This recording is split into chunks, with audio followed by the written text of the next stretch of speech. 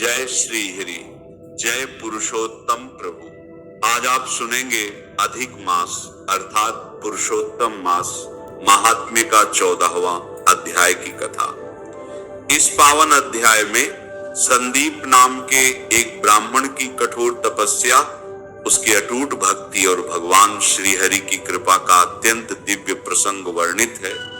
कहा गया है कि जब मनुष्य सच्चे हृदय से भगवान का स्मरण करता है, तब प्रभु स्वयं उसके जीवन में प्रकट होकर उसकी मनोकामनाएं पूर्ण करते हैं। पुरुषोत्तम मास भगवान विष्णु को अत्यंत प्रिय माना गया है। इस मास में जो भक्त श्रद्धा, विश्वास और भक्ति भाव से भगवान का नाम जपता है, कथा सुनता है और अपने मन को प्रभु के चरणों में लगाता है, उस पर भगवान की विशेष कृपा बरसती है। आज की यह कथा भी एक ऐसे ही ब्राह्मण की है जिसकी तपस्या और भक्ति से प्रसन्न होकर स्वयं भगवान श्री हरि प्रकट हुए और उसे प्रतापी पुत्र का वरदान दिया। तो आइए श्रद्धा और भक्ति भाव से सुनते हैं पुरुषोत्तम मास महात्म्य का 14वां अध्याय। तभी भगवान प्रकट हुए। श्री नारायण बोले, नवीन मेघ के समान श्याम वर्ण वाले, संपूर्ण संसार की रक्षा करने वाले, जगत के पालन करता, चार भुजाओं से शोभायमान और अत्यंत प्रसन्न भगवान मुरारी के दर्शन करके संदीप ब्राह्मण का हृदय आनंद से भर गया। उसने अत्यंत श्रद्धा और प्रेम से भगवान मुकुंद को साष्टांग प्रणाम किया। श्री नारायण बोले, फिर भक्ति वत्सल श्री विष्णु भगवान की हाथ जोड़कर संदीप ब्राह्मण गदगद स्वर से स्तुति करने लगे। वह बोला, हे देव देवी, त्रिलोक्य को अभय देने वाले प्रभु, हे सर्वेश्वर, आपको नमस्कार है। मैं आपकी शरण में आया हूं। हे परमेश्वर, नगर नमस्कार करण हो, विश्व की आधार हो, विश्व की एकमात्र रक्षक हो, दिव्या हो, विश्व के आधार हो, विश्व रूप हो, फल के बीच हो, फलों के आधार हो, फलों के मूल हो, फल के दाता हो, तेज रूप हो, तेज के दाता हो, सब तेजस्वियों में श्रेष्ठ हो। हे कृष्ण, हे विष्णु, हे वासुदेव, मैं आपको नमस्कार करता हूं। हे जगत प्रभु, आपकी ब्रह्मा आदि देवता भी स्तुति करने में समर्थ नहीं है। हे जनार्दन, मैं अल्प बुद्धि वाला मंद और साधारण मनुष्य हूं, समझ नहीं पाता हूं कि आपकी स्तुति कैसे करूं। मैं आपका अति दुखी और दीन भक्त हूं, मुझे क्यों त्यागते हो। इस प्रकार स्तुति करता हुआ ब्राह्मण श्री हरि के आगे खड़ा रह गया। तब हरि भगवान उसकी स्तुति सुनकर मेघ के समान गंभीर वाणी में बोले, हे वत्स, तुमने बहुत कठिन तप किया है, अतः ही महाप्रज्ञा हो तपोधन। जो इच्छा हो वह मांग लो, मैं तुम्हारी तपस्या से बहुत प्रसन्न हूं, मैं तुम्हारी इच्छा पूरी करूंगा। ऐसा दारुण तप किसी ने भी कभी नहीं किया है। संदीप बोला, हे नाथ, हे दीन बंधु, हे दयानिधि, यदि आप मुझसे प्रसन्न हैं तो हे विष्णु, हे पुराण पुरुषोत्तम, मुझको एक श्रेष्ठ पुत्र दो। हे हरि, पुत्र के बिना पूरा गृहस्थ जीवन मुझे अच्छा नहीं लगता। ब्राह्मण के ऐसे वचन सुनकर हरि भगवान बोले, हे ब्राह्मण, पुत्र के अतिरिक्त मैं सब कुछ तुम्हारे लिए कर सकता हूं। तुम्हारे भाग्य में पुत्र सुख विधाता ने नहीं लिखा है। मैंने तुम्हारे बल पाताल की सब अक्षर देखे हैं, परंतु उसमें तुम्हारे इस जन्म तक कोई पुत्र सुख नहीं लिखा हुआ है। वह ब्राह्मण हरि के वज्र समान निष्ठुर वचन सुनकर जड़ से कटे हुए वृक्ष की भांति पृथ्वी पर गिर पड़ा। पति को गिरा हुआ देखकर उसकी स्त्री अत्यंत दुखी हुई और स्वामी की पुत्र की इच्छा पूरी न होते हुए देखकर रोने लगी। फिर धीरज धरकर पति से गौतमी बोली, हे नाथ, उठिए उठिए, क्या मेरे वचन आपको याद नहीं है। जो कुछ विधाता ने भाग्य में लिख दिया वही सुख दुख प्राप्त होता है। इसमें रामनाथ भी क्या कर सकते हैं। मनुष्य अपने किए हुए कर्मों का फल भोगता है। जैसे मरते हुए को औषधि देना निष्फल हो जाता है, वैसे ही अब भाग्य के प्रतिकूल किया हुआ उद्योग व्यर्थ हो जाता है। यज्ञ, दान, तप, सत्यव्रत, हरि की आराधना, ये सब श्रेष्ठ है, किंतु वेदों में भी भाग्यफल को श्रेष्ठ बताया गया है। अतः हे विप्र, सबका विश्वास छोड़कर भाग्य को ही सहारा पकड़ो, इसमें हरि का क्या प्रयोजन है। इस प्रकार पत्नी के असहाय तीव्र शोक युक्त वचन सुनकर उनके दुहक से दुखी हुआ गरुड़ शोक सागर में डूबी हुई ब्राह्मणी तथा ब्राह्मण को देखकर हरि भगवान से विनम्र होकर बोला, हे दीन बंधु, हे दया सिंधु, हे भक्तों को अभय करने वाले प्रभु, आज आपकी भक्तों का दुहक सहने वाली दयालुता कहां चली गई? रक्षा का आपका धर्म आज कहां चला गया? अपने भक्तों को देने के लिए आपके हाथों में चारों प्रकार की मुक्ति रहती है, तो भी आपके भक्त उत्तम भक्ति की इच्छा करते हैं, मुक्ति की कामना नहीं करते। उनके आगे अष्ट सिद्धियां दासी के समान खड़ी रहती हैं। ऐसी आपकी आराधना की महिमा है जो सर्वत्र विज्ञान है। फिर इस ब्राह्मण की पुत्र की कामना पूरी करने में आपको क्या परिश्रम है? भला हाथी का दान देने वाले पुरुष को अंकुश का दान देने में क्या दुविधा है? आज से कोई भी मनुष्य आपकी चरण कमल की सेवा नहीं करेगा, क्योंकि जिसके भाग्य में जो लिखा है उसे वही निश्चय मिलेगा। इस प्रकार लोक में यह विश्वास प्रचलित होने से आपकी भक्ति लुप्त हो जाएगी। हे नाथ, आप में करने और न करने की क्षमता है, ये सर्वविदित है। वही क्षमता इस ब्राह्मण को पुत्र न देने से नष्ट हो जाएगी। मेरी प्रार्थना है कि आप इसको अवश्य ही एक पुत्र दीजिए। सुदामा ब्राह्मण ने आपकी आराधना से महान ऐश्वर्य पाया और संदीपनी को आपकी कृपा से मरा हुआ पुत्र पुनः प्राप्त हुआ। वैसे ही ये दोनों स्त्री पुरुष पुत्र की कामना से आपकी शरण में आए हैं।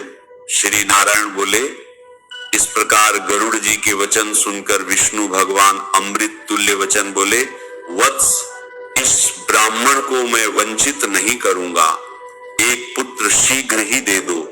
इस प्रकार हरि के अपनी इच्छा के अनुकूल वचन सुनकर गरुड़ जी का हृदय अत्यंत प्रसन्न हो गया और तत्काल उस दुखी ब्राह्मण को उसकी इच्छा के अनुरूप उत्तम पुत्र का वरदान दे दिया।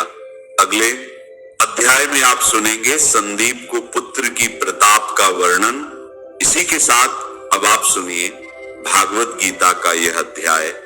भगवान श्री कृष्ण अर्जुन से बोले, हे पार्थ, तू मुझ में अनन्य प्रेम से आसक्त हुआ, मुझ में मन वाला और अनन्य भाव से मेरे परायण होकर योग में लगा हुआ, मुझको संपूर्ण विभूति, बल, ऐश्वर्य आदि गुणों से युक्त सबका आत्मरूप जिस प्रकार संशय रहित जान सकेगा, उसको सुन। मैं तेरे लिए इस रहस्य सहित तत्व ज्ञान को संपूर्णता से कहूंगा, जिसको जानकर संसार में फिर और कुछ भी जानने योग्य शेष नहीं रह जाता है। हजारों मनुष्यों में कोई ही मनुष्य मेरी प्राप्ति के लिए यत्न करता है, और उन यत्न करने वालों योगियों में भी कोई ही पुरुष मेरे परायण होकर मुझको तत्व से जानता है, अर्थात यथार्थ मर्म से जानता है। हे अर्जुन, पृथ्वी, जल, अग्नि, वायु और आकाश तथा मन, बुद्धि और अहंकार, ऐसी यह 8 प्रकार से विभिन्न हुई मेरी प्रकृति है।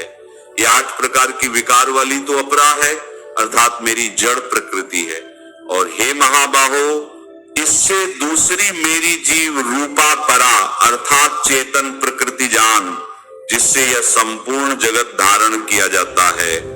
हे अर्जुन, तू ऐसा समझ कि संपूर्ण भूत इन दोनों प्रकृतियों से ही उत्पत्ति वाले हैं, और मैं संपूर्ण जगत का उत्पत्ति तथा प्रलय रूप हूं, अर्थात संपूर्ण जगत का मूल कारण हूं। इसीलिए ही धनंजय, मेरे सिवा और किन किन मंत्रों में भी दूसरी वस्तु नहीं है।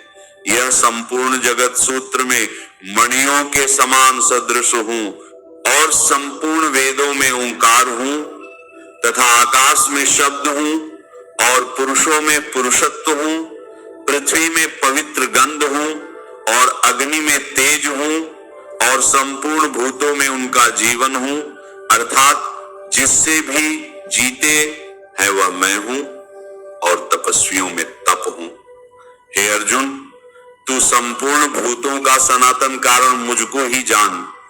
मैं बुद्धिमानों की बुद्धि और तेजस्वियों का तेज हूं। हे भारत श्रेष्ठ, मैं बलवानों का आसक्ति और कामनाओं से रहित बल अर्थात समर्थ हूं और सब भूतों में धर्म के अनुकूल अर्थात शास्त्र के अनुकूल काम हूं। और भी जो सत्वगुण से उत्पन्न होने वाले भाव हैं और जो रजोगुण से तथा तमोगुण से होने वाले भाव हैं, उन सबको तू मुझसे ही होने वाले हैं ऐसा जान, परंतु वास्तव में मैं उनसे अलग हूं। गुणों के कार्य रूप सात्विक, राजस और तामस, इन तीनों प्रकार के भावों से अर्थात राग द्वेष आदि विकारों से और संपूर्ण विषयों से यह सब संसार मोहित हो रहा है। इसलिए इन तीनों गुणों से परे मुझ में अविनाशी को तत्व से नहीं जानता, क्योंकि यह अलौकिक अर्थात अति अद्भुत त्रिगुणमयी मेरी योग माया बड़ी दुस्तर है। परंतु जो पुरुष मुझको ही निरंतर भजते हैं, वे इस माया को उल्लंघन कर जाते हैं अर्थात संसार से तर जाते हैं। ऐसा शून्य उपाय होने पर भी माया द्वारा हरे हुए ज्ञान वाले और आसुरी स्वभाव को धारण किए हुए तथा मनुष्यों में नीच और दुष्ट कर्म करने वाले, कर्म वाले अर्थार्थी, जिज्ञासु और ज्ञानी अर्थात निष्कामी, ऐसे 4 प्रकार के भक्तजन मुझको भजते हैं। उनमें भी नित्य मुझ में एक ही भाव से स्थित हुआ अनन्य प्रेम भक्ति भाव वाला ज्ञानी भक्त अति उत्तम है, क्योंकि मुझको तत्व से जानने वाले ज्ञानी को मैं अत्यंत प्रिय हूं और वह ज्ञानी मुझको अत्यंत प्रिय है। यद्यपि ये सभी उत्तम है अर्थात श्रद्धा सहित मेरी भजन के लिए समय लगाने वाले होने से उत्तम है, परंतु ज्ञानी तो साक्षात मेरा स्वरूप ही है ऐसा मेरा मत है, क्योंकि वह स्थिर बुद्धि यानी भक्ति से अति उत्तम गति स्वरूप मुझ में ही अच्छी प्रकार स्थित है। जो बहुत जन्मों के अंत में तत्व ज्ञान को प्राप्त हुआ ज्ञानी सब कुछ वासुदेव है ऐसा हो रही है, अर्थात वासुदेव के सिवा अन्य कुछ है ही नहीं, इस प्रकार मुझको भजता है वह महात्मा अति दुर्लभ है। हे अर्जुन, जो विषयासक्त पुरुष हैं, मैं तो अपनी स्वभाव से प्रेरित हुए तथा उन भोगों की कामना द्वारा ज्ञान से भ्रष्ट हुए उस नियम को धारण करके अर्थात जिस देवता की पूजा के लिए जो जो नियम लोक में प्रसिद्ध है, उन नियमों को धारण करके अन्य देवताओं को भजते हैं अर्थात पूजते हैं। जो सकामी भक्त जिस देवता के स्वरूप को श्रद्धा से पूजना चाहता है, उस भक्ति की मैं उसी देवता के प्रति श्रद्धा को स्थिर करता हूं।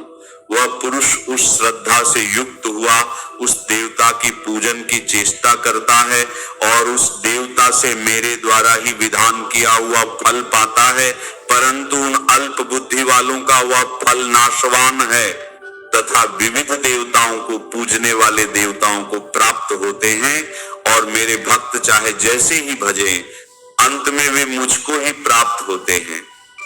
ऐसा होने पर भी सब मनुष्य मेरा भजन नहीं करते। इसका कारण यह है कि बुद्धिहीन पुरुष मेरे अनुत्तम अर्थात जिससे उत्तम और कुछ भी नहीं ऐसे अविनाशी परम भाव को अर्थात अजन्मा अविनाशी होकर भी अपनी माया से प्रकट होता हूं, ऐसे प्रभाव को तत्व से नहीं जानते। मुझे इंद्रियों से परे सच्चिदानंद परमात्मा को मनुष्य की भांति जन्म लेता हुआ व्यक्ति भाव को प्राप्त हुआ मानते हैं। अपनी योग माया से छिपा हुआ मैं सबके प्रत्यक्ष नहीं होता हूं, इसीलिए यह अज्ञानी मनुष्य मुझ में जन्म रहित अविनाशी परमात्मा को तत्व से नहीं जानता है अर्थात मुझको जन्म लेने वाला समझता है। हे अर्जुन, पूर्व में व्यक्तित्व और वर्तमान में स्थित तथा आगे होने वाले सब भूतों को मैं जानता हूं, परंतु मुझको कोई भी श्रद्धा भक्ति रहित पुरुष नहीं जानता, क्योंकि हे भारतवंशी अर्जुन, संसार में इच्छा और द्वेष से उत्पन्न हुए सुख दुख आदि द्वंद्व रूप मोह से संपूर्ण प्राणी अति अज्ञानता को प्राप्त हो रहे हैं, परंतु निष्काम भाव से श्रेष्ठ कर्मों का आचरण करने वाले जिन पुरुषों का पाप नष्ट हो गया है, वे राग, द्वेष आदि द्वंद्व रूप मोह से मुक्त हुए और दृढ़ निश्चय वाले पुरुष मुझको सब प्रकार से भजते हैं। जो मेरे शरण होकर जरा और मरण से छूटने के लिए करते हैं, वे पुरुष उस ब्रह्म को तथा संपूर्ण आध्यात्म को, संपूर्ण कर्म को जानते हैं।